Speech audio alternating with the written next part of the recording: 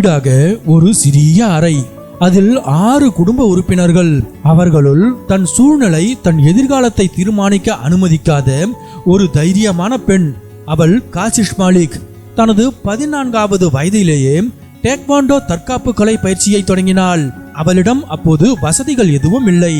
நெஞ்சில் உறுதியும் ஒரு நாள் இந்தியாவுக்காக போராட வேண்டும் என்ற கனவும் மட்டுமே இருந்தது.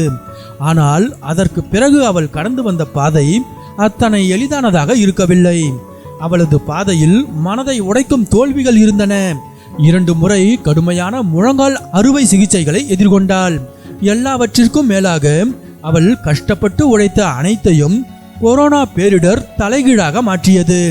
இடையில் வந்த அந்த 2 வருட தடை அவளது விளையாட்டையும் அவளது நம்பிக்கையையும் அப்படியே முடிவுக்கு கொண்டு வந்திருக்கலாம்.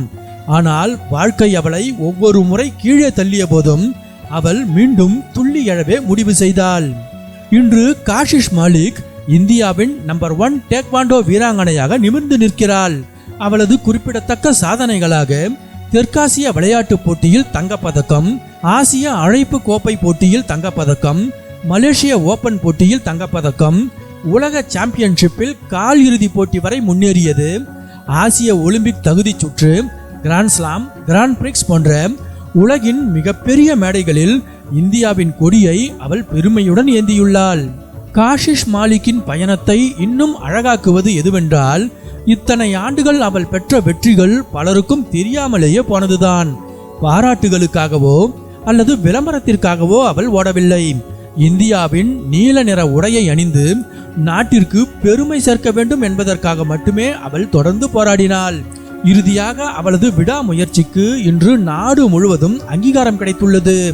விராட் கோலி மற்றும் அனுஷ்கா சர்மா ஆகியோரால் இந்திய விளையாட்டு விருதுகளில் கௌரவிக்கப்பட்டது முதல் 2025ஆம் ஆண்டின் இன்ஸ்பிரேஷனல் காலா விருது பெற்றது வரை காஷிஷ் மாலிக்கின் புகழ் பரவியுள்ளது.